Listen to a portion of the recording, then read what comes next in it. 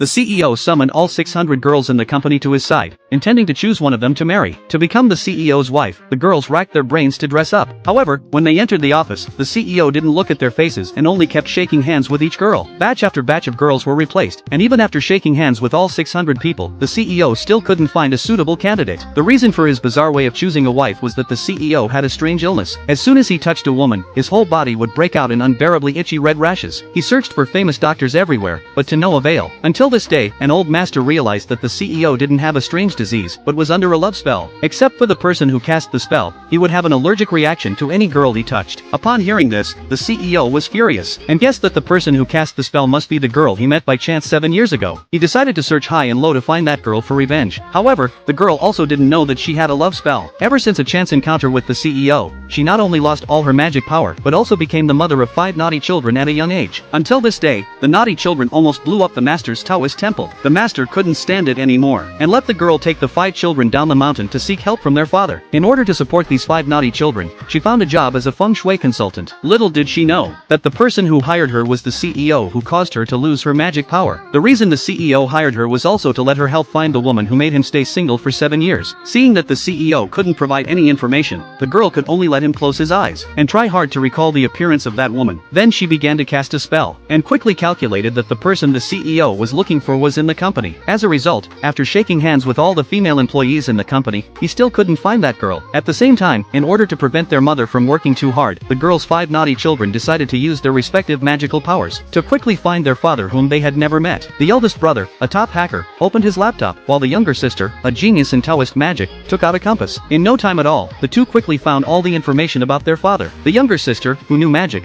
thought taking a car was too slow, so she used her magic power and instantly arrived at her father's company. Seeing the CEO walking towards her, she couldn't wait to hug him and frantically called out "Dad." This scared the CEO quite a bit, and he hurriedly asked if she had mistaken him for someone else. But the little girl was very confident in her abilities, and determined that she couldn't be wrong. Perhaps it was because of their blood connection, but the CEO felt an inexplicable closeness to the little girl. The assistant beside him also said that the child looked a lot like him. This instantly made the CEO suspicious, so he took the little girl back to the office, and asked the assistant to call the feng shui consultant to calculate the little girl's background. Seeing that her father didn't believe her, the little girl pulled off her hair, and told the CEO to do a paternity test when he had time. At this time, the woman was about to enter the office, when she was knocked aside by a scheming woman who had rushed over. It turned out that this person was the CEO's arranged fiancé by his grandfather. When she learned that the CEO was looking for the woman from 7 years ago, she angrily ran to the company. However, the CEO had never acknowledged this fiancé in name only. The woman who originally planned to watch the commotion at the door suddenly saw her daughter sitting on the desk, so she immediately called her daughter out, told her not to run around, and went home.